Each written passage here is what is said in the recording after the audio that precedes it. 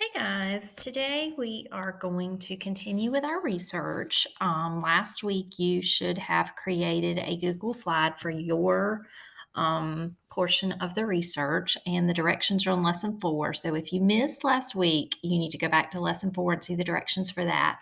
But for today, you're going to click on lesson five, and the assignment is pretty much step by step. You're going to watch the video that you're watching right now, and it tells you if you didn't do last week's assignments, you're going to need to go back and look at how to create your part.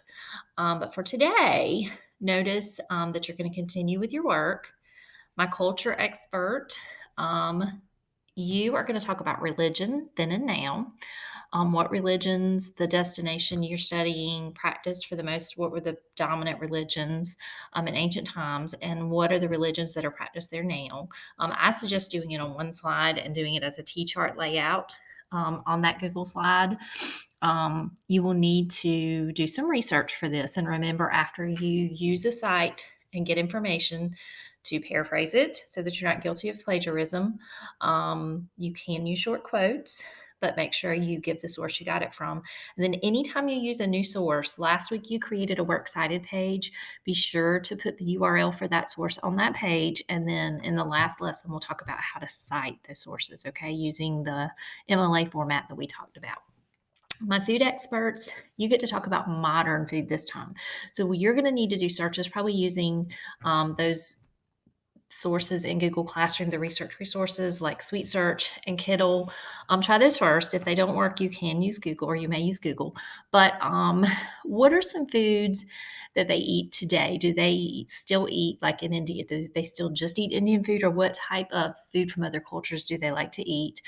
Do they have fast food? And if they do, how is it the same or different from ours? Do they have McDonald's? If they do they serve the same foods? That kind of stuff. Your history expert, you're going to do government then and now. Once again, a T chart is a good way to do this in your layout. How did they run the country in ancient times? And then what is the government like now? Make sure if it's a word that you don't know what it means, that you do a little bit of research and explain it, especially for the now part. Don't be surprised if in ancient times it is more of an emperor or a dynasty or clan rule or something like that. It may be something very simple. It may not be a democracy or a monarchy. It may be, but it may not be. Geography and nature expert, you are going to find the 7 largest cities and their populations. This is actually pretty easy if you go to worldatlas.com. If you search on that site, usually you can find a chart that shows you that information. If you're studying Rome, though, Rome is a city. So make sure that you do yours on Italy, and Rome will be one of those 7 cities. Okay. Just a reminder to copy your URLs of any new sites that you use, put that on your works cited page. We'll talk about how to format it later. And then finally, the brain teasers are there for you to enjoy.